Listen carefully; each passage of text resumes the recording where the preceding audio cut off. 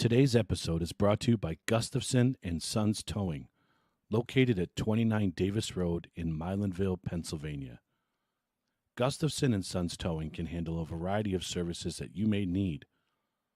Aside from 24-hour towing, they also handle winch outs, long hauls, shed moving, small or medium storage container moving, lockouts, jump starts, emergency roadside fuel delivery, and roadside emergency tire repairs.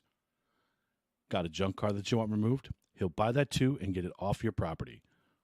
Go ahead and check him out over on Facebook at Gustafson and Sons Towing, on TikTok at Gustafson Sons Towing, or give him a call at 570-280-5890.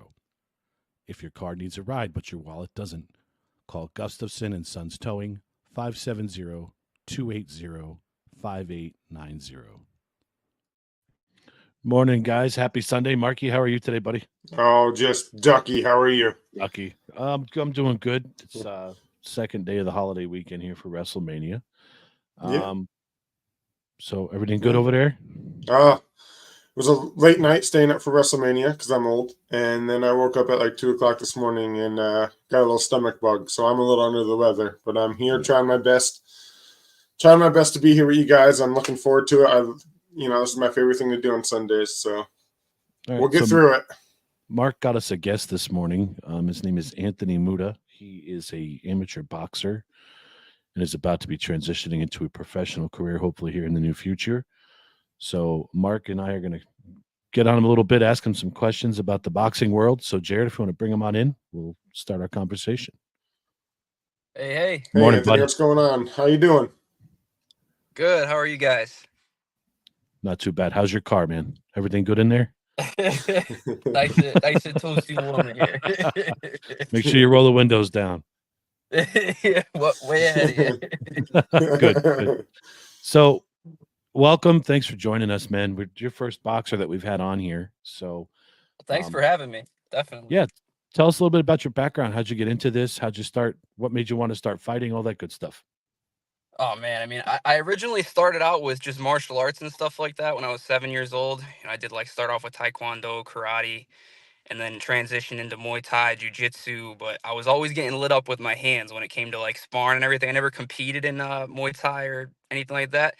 And I told myself, I said, I got to go to boxing to get better with my hands. And I went to boxing and I fell in love with it. And, I don't miss getting kicked in my legs either. so that's what started it all. All right. So I have a question right out the gate since you brought this up, and I've always wanted to know this. What is the difference between Muay Thai and Jiu-Jitsu? Completely different. So Muay Thai is more of a stand-up fighting where you use they call art of the 8 limbs, meaning you have your punches, your elbows, your knees, your kicks, versus Jiu-Jitsu is more on the ground grappling style. Okay. So completely different styles there. Okay. Definitely both. I'm not much into this fighter chitter chatter, so that's why I'm kind of going to learn with you today. So, Mark, you got any questions? So, when is your next fight? When are you, going to do your next match?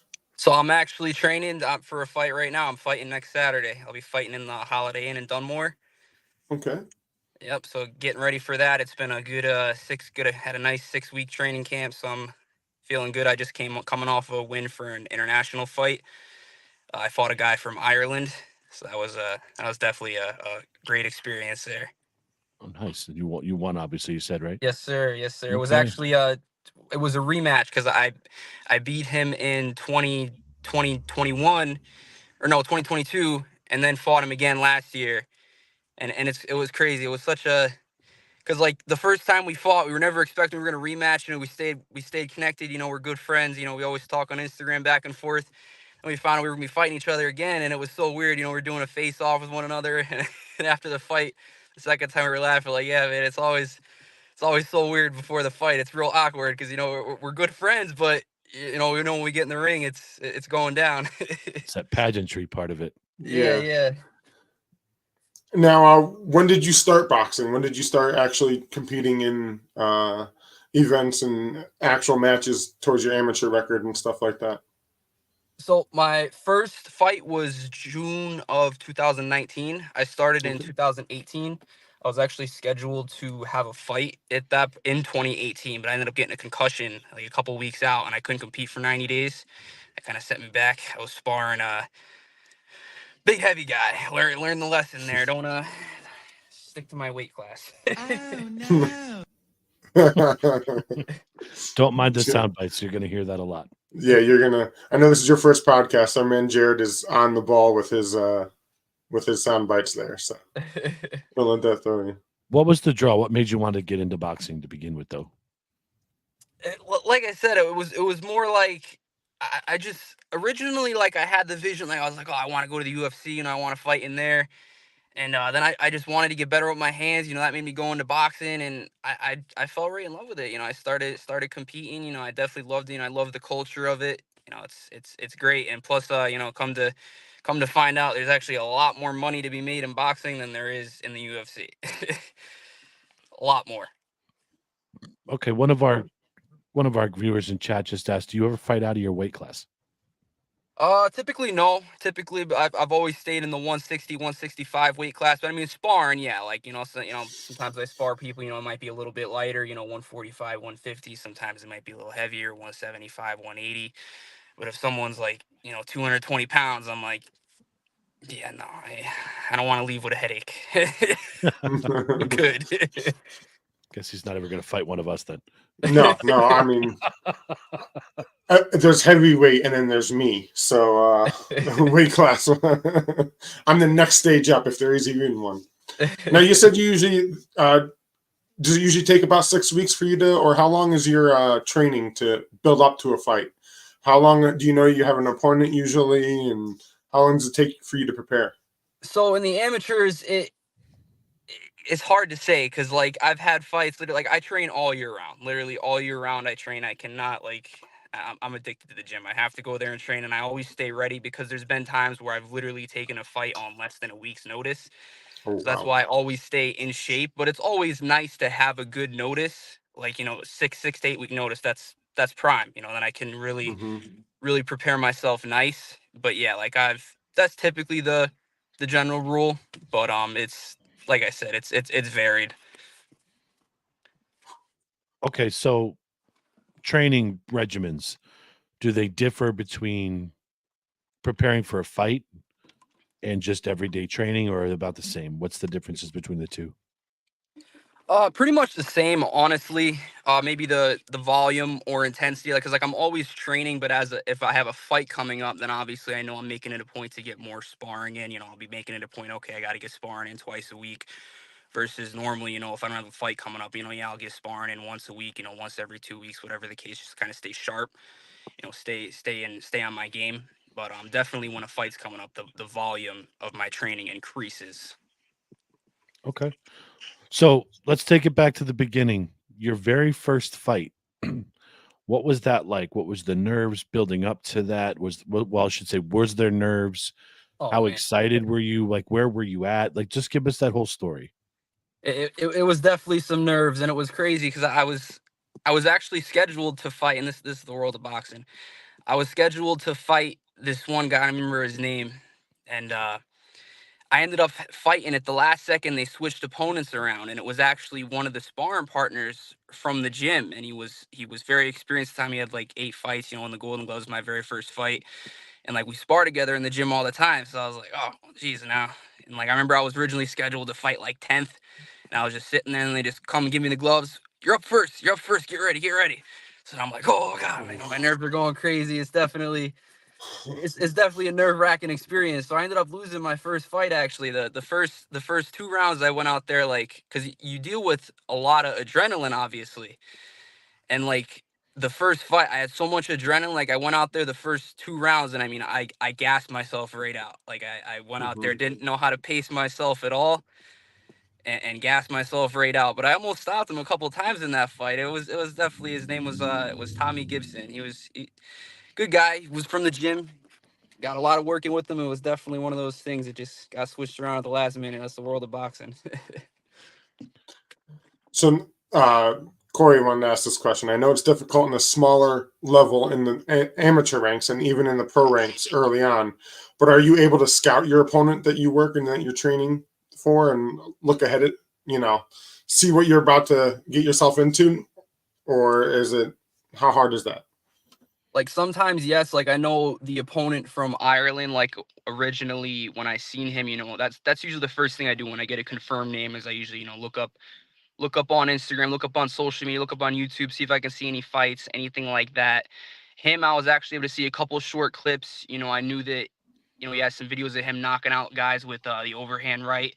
So I was like, okay, I was able to see like, okay, that's his favorite punch. So, I know I'm going to have to, I visualized so much before that fight, like the style, visualizing him throwing it because I knew he was going to be looking for it the whole time. And he was exactly looking for it the whole time. So I was like, okay, I got to keep my hands up high. But like this fight, like I don't know. Most of the time, typically not, because if amateur fighters are smart, like they typically don't put too much footage on there. Like even myself, like I don't really put too many. Like I'll have like very short clips of me training, but other than that, like I really don't upload sparring footage or fights or anything like that, just because I don't want opponents to be able to scout me out.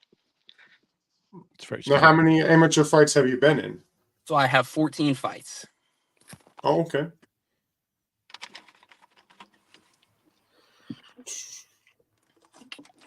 No, I'm trying to think here.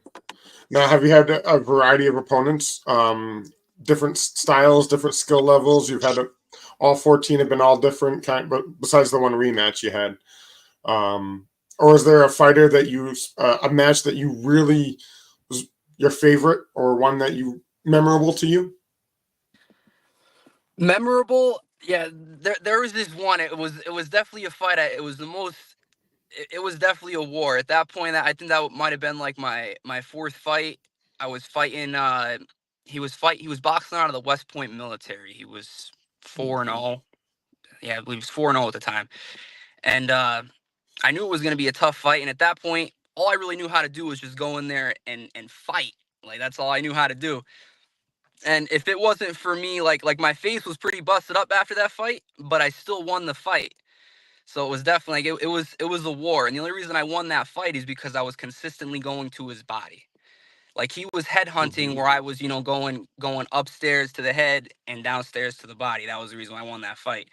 So that was definitely a memorable one. But nowadays I'm more so, like defense is my main priority.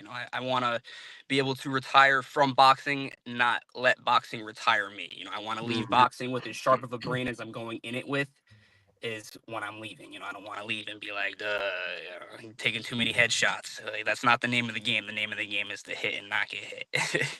Absolutely. All right, so I should have asked, how old are you?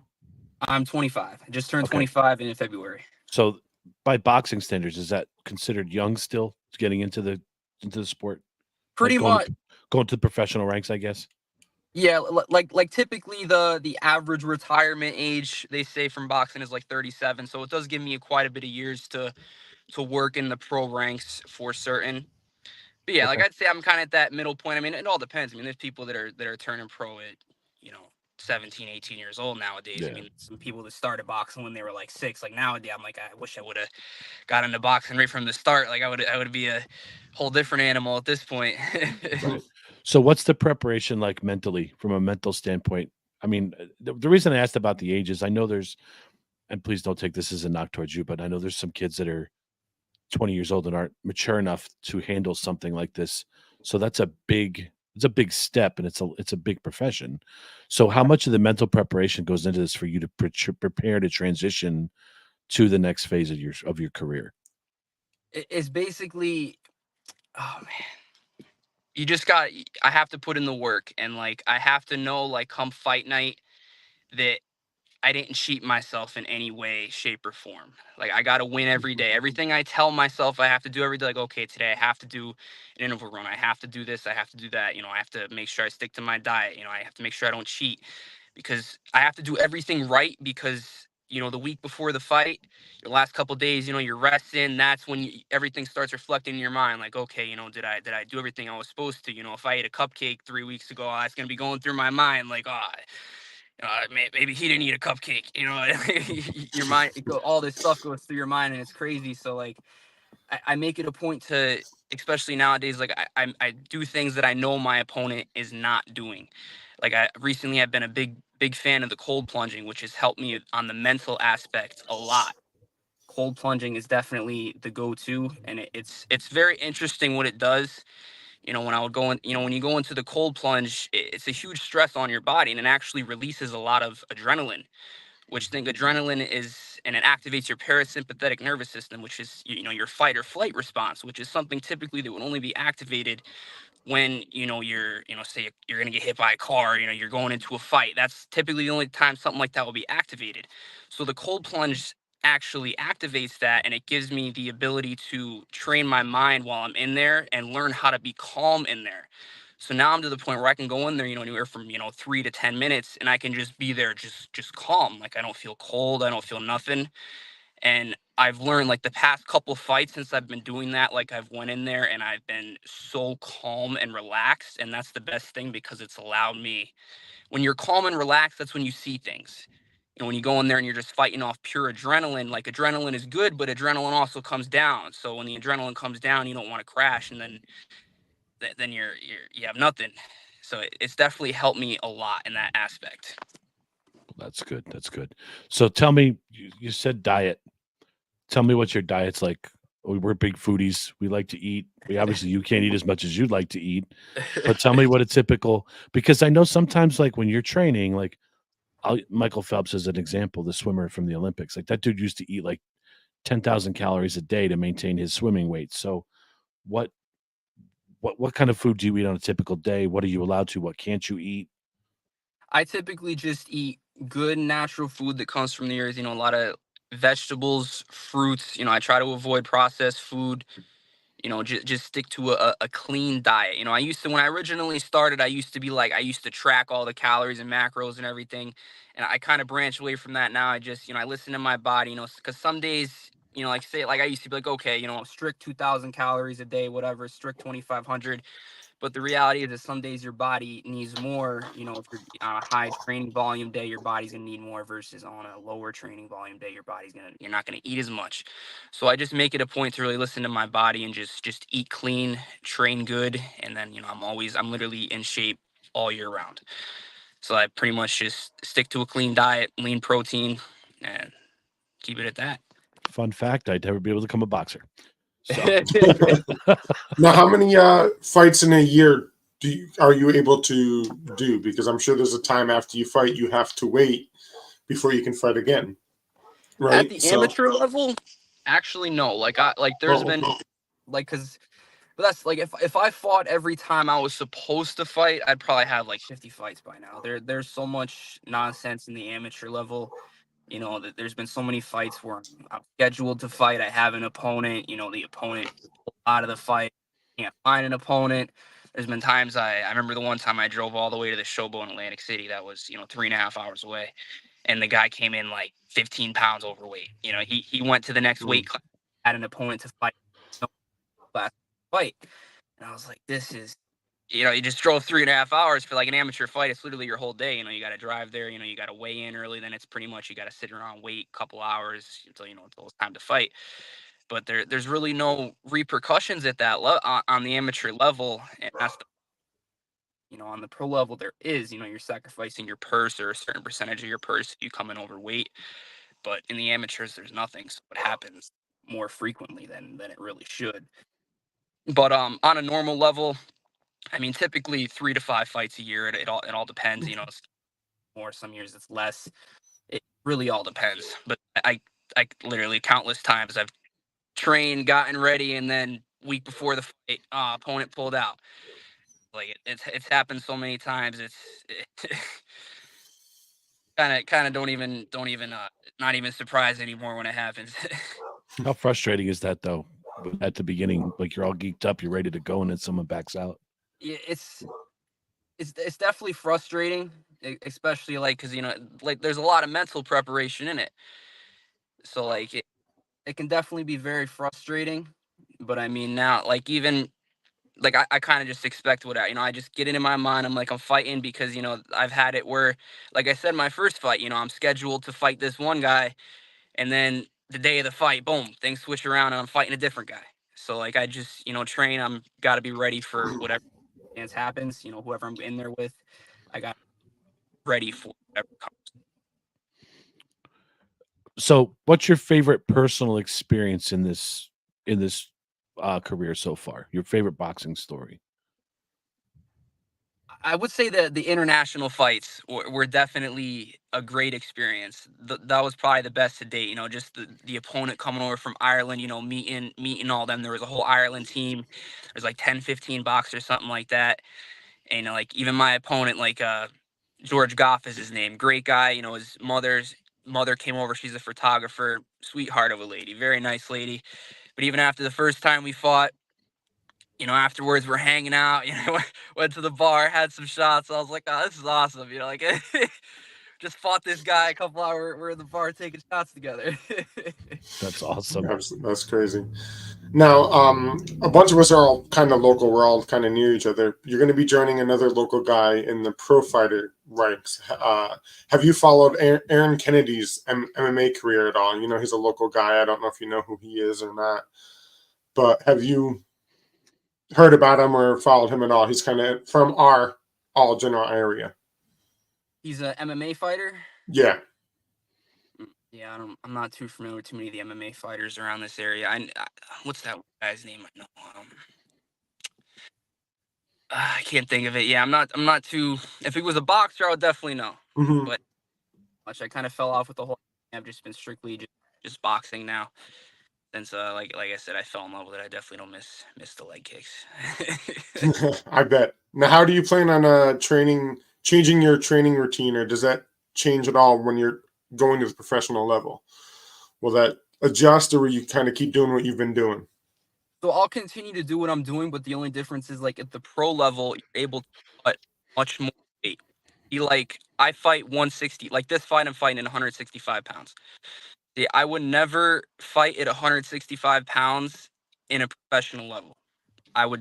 You have a 24-hour period to weigh in, and typically the way the pro game goes is, people cut a lot more weight before the fight. Like they'll weigh in at, 147 and come fight night, they're 160 pounds. So in other words, if I'm fighting pro at 160, in reality, I'm going to be fighting someone who's 185 pounds, and probably, so like, I'm only 5'8". So like I'll cut down to 147, which is a very process that has to be done correctly because it is dangerous to cut that amount of weight. Like, I remember the MMA, Conor McGregor, for example, in his, back in when he was really fighting in the UFC, his couple fights, he literally weigh in, he would look like dehydrate, like he's almost dead. And then the next day he's coming in 15, 20 pounds heavier and he's fighting these little guys and he's the much bigger guy. So he's knocking all these guys out. So it's an advantage to know how to cut the weight.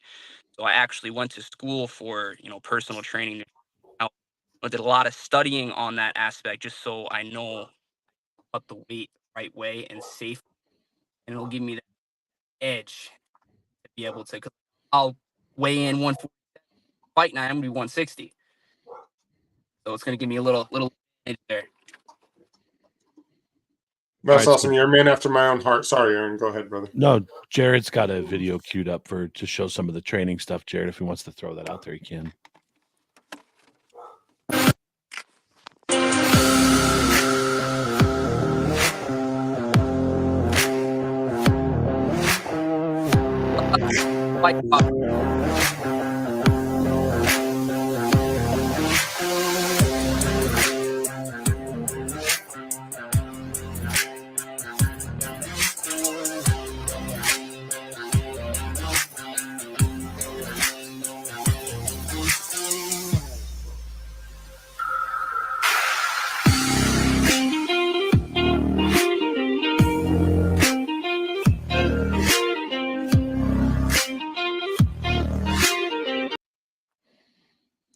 Was that Instagram or TikTok? That was actually an Instagram reel that I shared to Facebook. Yeah. Okay. All right. So Feel free to throw your social medias out there. Let people know so they can follow you on Instagram. What are they? So my Facebook is the same name you see on here, Anthony Muta. My Instagram is A Muta Boxing. So typically I'm more active on Instagram more than Facebook. But even like before that, I gotta get better with social media, to be completely honest with you. Especially like when I'm training for a fight, like I typically delete it right off my phone, more so like I don't want the distractions on there. I delete every, I'll go on there, share a poster for the fight, and then I delete it right off my phone again. But the reality is social media has become such a part of now, and it's very important for promoting yourself out there. So I definitely need to put more of an effort to get a bigger following on there. Nah, social media is tough, man. It's a tough business to be in. So Absolutely. you mentioned Conor McGregor. What do you feel like with these celebrities trying to transition into these professional sports ranks? And I know Mark has a question for you too about an upcoming fight that's going to be going. So I'll let you answer mine. Then I'll let Mark take the lead. All right. Well, I see why they're doing it. It's definitely like there's been a lot, obviously Jake Paul started it all, and then Francis Ngannou coming in. So it's definitely smart what they're doing. I mean, for the sport itself, it doesn't look too good. Like Francis Ngannou just fought Anthony Joshua. Now, he made a big payday. And that's why I said before, coming from MMA to boxing. For example, Francis Ngannou, he was a heavyweight champion in the UFC, for his last fight he made 500 grand, versus his fight with Tyson Fury, he made I don't know what the numbers was. It was insane, 20, 30, 40, 50 mil, something like that. So the difference in money there is insane. So I mean, coming from, I could definitely see why they're doing it, but it would not have looked good for the sport of boxing if Francis Ngannou came into boxing, an MMA fighter coming into boxing, and then he would have beat Anthony Joshua, which is a heavyweight prospect in boxing. So it definitely would not have looked good if that happened, but Anthony Joshua did. He knocked him out viciously several times in the fight. So I mean, it was one of those. I mean, he definitely, Francis. I mean, props to him. Made a good payday. Definitely made a good payday. Can't knock the Now, guy. what do you think about this upcoming fight with Tyson and Paul there? What are your thoughts as you're going into, is it good for boxing? Is it your overall thoughts? Is it being a professional fighter or going to be a professional fighter in the amateur level right now? What's your overall feelings on it? So for the sport of boxing, I don't think it's a smart decision for Tyson. Everyone thinks, and that's if Tyson was in his prime, I would say absolutely 100% Tyson's gonna kill him. But age is definitely a factor in this. And regardless, despite the contrary, Jake Paul is very interesting what he does, because he makes people not like him. And whether people don't like him or they like him, guess what? They're still paying to see him fight. So that's all part of what he's doing. So he's still he does put in the work. I do see him. He does train. He does put in the work. And I think he's 27 years old. So I mean, I can see the fight going. I can 100% see the fight going either way. I could see Tyson getting dropped. I can see Paul getting dropped. I can see it going either way there. It's hard to say, but it all depends on I don't know what the official rules are gonna be. I don't know if it's I know when he fought with Roy Jones, Tyson, they had there was really no official winner declared. That there was they have all these special rules and everything. So I don't know if it's gonna be an actual sanctioned event.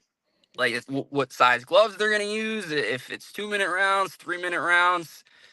Exactly, Corey's the longer it goes, and the more it's going to favor for Paul, absolutely. Because if Paul's team is smart, he's going to tell him, he's going to box Tyson, move, take him to the deep waters, drown him.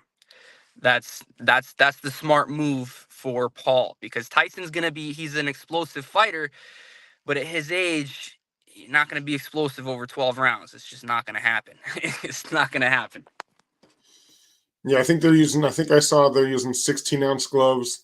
I did not see how many rounds it is or how long, how many minutes. I think it's 2-minute rounds instead of 3. I think I read that too. Yeah, I'm not sure if it's because like I've seen so many different. So like I don't know what's real, what's not. I have no idea. I don't know what the. It's very possible that it may not be a sanctioned event and it's no winner declared unless a knockout. That sounds like that could be something true. I'm not honestly not sure what to believe on there. Absolutely. Childhood right there. Yes. I love it. I honestly think Jake Paul's going to get the shit kicked out of him, but that's my opinion. I think Mike Tyson's just going to come out, like you say, as an explosive fighter. I think he's going to come out swinging and just do some damage right out the gate. All right. So for you, dream fight. If you had a chance to fight anybody in history, boxing, who would it be? Ooh, that's a tough one. Yeah, Aaron makes you think sometimes not when he does supposed to some of be these simple, my questions. Yeah. That's a tough one. If I can go in there and share the ring with anyone, I'd say it'd probably be Canelo Alvarez. That's because I study him the most, and it's I get called Canelo all the time in the gym because I have because like I studied his style and I fight just like him, because I figured like I studied him. I'm like, okay, the guy's got the same exact body type as me, same height, literally same everything. I'd be stupid not to study this guy. So that'd be the one guy I'd want to go in there and share the ring with. So who wins? Give me like 10 more years to get sharpened up. I love asking shock value questions because then it's like, holy shit, what? All right. This is something I would like to see, and tell me your thoughts on this. I personally want to see Floyd Mayweather fight Mike Tyson. Do you think that would ever happen? I don't think it'll ever happen, but if it did happen, Floyd is a very smart fighter. Mm-hmm. So in other words, like Tyson is explosive, but the reality of it is you can't hit what's not there. So if Floyd was the one who, he's going to hit and move. He's going to hit, especially he's light. I don't, but if he did connect, that's a different story. Yeah. I would just like to see it. I know, and it doesn't have to be a sanctioned fight. It could be an exhibition, no winner. I just want to see those two fighting. I think You're right. Awesome. So, speaking of Floyd Mayweather, sorry to jump in here, but speaking of Floyd Mayweather, if you ever receive a text message from somebody that is telling you about an article where it mentions Floyd Mayweather has died, do not open it. Do not open that article. What happened? What happened there?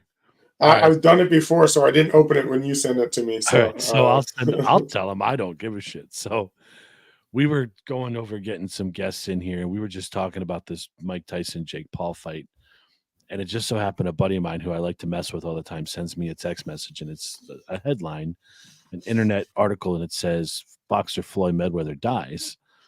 So of course I click on it to see what it is and read the article. It wasn't an article.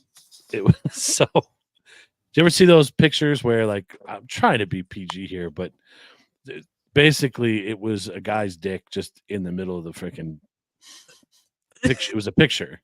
It was nothing to do with it. It's just like, I got you. So these guys were mad at me though, because I sent it to every one of them individually. I would have put it in our group chat, but I wanted their individual reactions, not ratting each other out like what Aaron just do. So sometimes if you get an email from us, don't open it. It's probably spam. I like to keep it light. All right. So you studied the sport. Mark likes to do these Mount Rushmore things. So Mark, you want to explain to him how it works? Okay. So you know what Mount Rushmore is, right? Your top 4. What's your Mount Rushmore of fighters, of boxers? That's another hard one. Yeah. I love Mount. I could do a whole show on Mount Rushmore, so I love going over it. You're never allowed to go there. I'd say the best And like I said, the name of the game of boxing is to hit and not get hit. The person who did that the best was Floyd Mayweather. Mm-hmm. Absolutely no doubt there. That was there's no question there. He was definitely the best at hitting and not getting hit. That was definitely that. As far as there's a lot of good fighters. Sugar Ray, No, Tyson. you have to give us 4. You can't go through the whole list. Just four. Just 4. So Yep, we have you're not Rushmore. Your 1 is Floyd. Okay. So we'll do 1. We'll do Floyd, Sugar Ray, Tyson.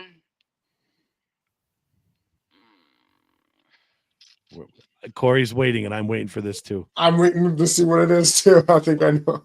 That's a tough one.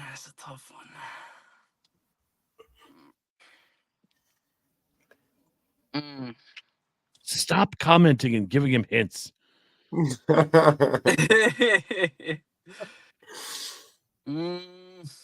Out of the newer fighters too, I could throw some newer fighters in there. You got 1 left, 1 spot left on the mountain. Say, go with Gervonta Davis. That'd be a good one. He's a newer fighter. Who is Opie? Someone put a comment, Opie. I'm like, what the hell? Thought maybe Chris was in here. So. Oh, okay. Opie, our friend in China. Okay. So. All right. Mark, what else you got for him, dude? So your next fight is this Saturday. Mm-hmm. You want to tell people time so maybe they can come check you out, when it is, where it is, who you're fighting for. To jump in, I was surprised you didn't say Ali. I'm surprised Ali wasn't one of your top 4 too. I was there with that on Corey too. So it's true. There's so many, like there's so many names, but that's such a hard. I was expecting to hit with something like that. Every time someone always hits you with something like that. Yeah. Like, well, and especially someone that studies the sport like you do, you probably know way more names than I do for sure. So but anyway, so where can they see you? What time you going on, or what time's your show on your match on Saturday, and give us that plug and let us know how to check you out. So it'll be at the Holiday Inn in Dunmore. I believe the tickets they start at 30, go up to 45, something like that, depending on if it's general, ringside, gold ringside. I think the doors open at 6. I want to say I'll be fighting towards the end of the night. Like the last fight, for the Ireland show, I was the main event, so I ended up fighting until like 11 o'clock at night. Oh wow! Anyone that goes, just prepare for a late night. That's all I'm gonna say. But they do have a special there, which is great. I'm definitely gonna take it up this time. I'm just gonna get, I think it's like $100 special for hotel room there, breakfast included. So I'm just gonna do that. Save me the trouble of having to drive home late at night.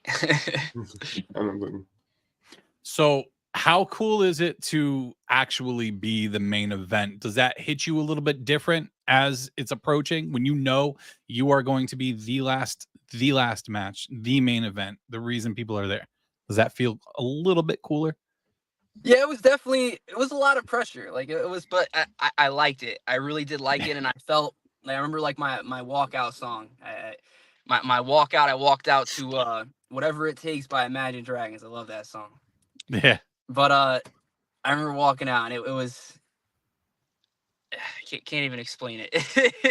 Just that adrenaline rush hits different, doesn't it? Yeah, but I felt so calm. Like I got in the ring and like just calm and confident, and that's why it's so important that I do everything right, because when I get into the ring and I want to look across at the other guy and say, I know this guy didn't do all the shit I did.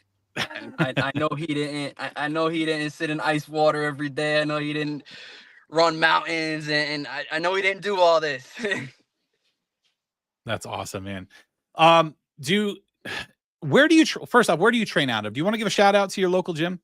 Yes. I train at the Irish Boxing Club in Scranton. So they're a nonprofit boxing gym. Great bunch of guys there. So that's typically where I go and train at. But I make my way all over the place, honestly. I'll go to Allentown and train. I'll go to Stroudsburg and train. But like that's for like this fight, I'm fighting out of Irish Boxing Club. Absolutely. Now, being from where you're from over there in Newfoundland, driving all the way to Allentown to train. Now, you just drive down there, train for the day, and come home, or do you stay for a certain length of time and then make your way back up here? Nope. It was an hour. The amount of miles I put on my car. You got a good car, man. I An hope you got hour a and a good car. half That's to for sure. Allentown. An hour and a half. Yep. Gee whiz, dude. Yeah. That's insane. Yeah, man. It's look, gotta make the sacrifice. Yeah. There's good fighters down there. There really is. Like Allentown, it's a much bigger city compared to Scranton. There's a lot of great fighters down there. A lot of good pros. So I definitely go down there and get great work. Definitely. Yeah, that's something I didn't think about at first either until you started to mention that. It's you get a look at a bunch of different types of fighters. You get to see a lot of different styles, spar with a lot of different people, and kind of build your own repertoire from that. So exactly. that's I could see why you do it. It's definitely worth it. It's a strenuous path. You have to put a lot of miles on the car and a lot of miles on your body. So yeah, Sheesh, man.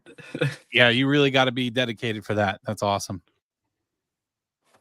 You guys got anything else up there? No. I'm doing pretty good. I appreciate him joining us. You got anything else that you want to shout out, Anthony? Shout out to you guys for having me on here. Shout out to all the viewers that are tuning in right now. Thank you all for coming and listening to me talk. It's the first podcast I've ever been on. It's definitely definitely a great experience. Definitely first of many. So yeah, shout out to all the listeners. And yeah, man, we'll get back on here when you're done with your fight and stuff, and we'll see how you made out. Definitely. Yeah, we'll keep tabs on your career as you continue to grow, my friend. There it is. There's Jared. Yep, there it is. And I saw someone comment in chat, so I'm just gonna make a quick little plug. Tonight, 5 p.m., we're going to be live for WrestleMania Night 2. We're going to go over the event last night, going to give our predictions for tonight, and then we're going to give away this replica Cody Rhodes American Nightmare belt. So for those of you who might have tuned in to this show to try to win it, that's not until later tonight, but we appreciate you coming in anyway. So make sure you tune in tonight. You got to be here to enter. You got to be here to win. Awesome. Do we have any other bills to pay before we get to go? Yeah. I think we have another. Jared, we got bills to pay. We pay the bills tonight. Whatever you want to do. Guy's stealing my lines, bro. Hey, you were slacking. You were slacking, and I'm dragging here, so I'm trying. That's all right.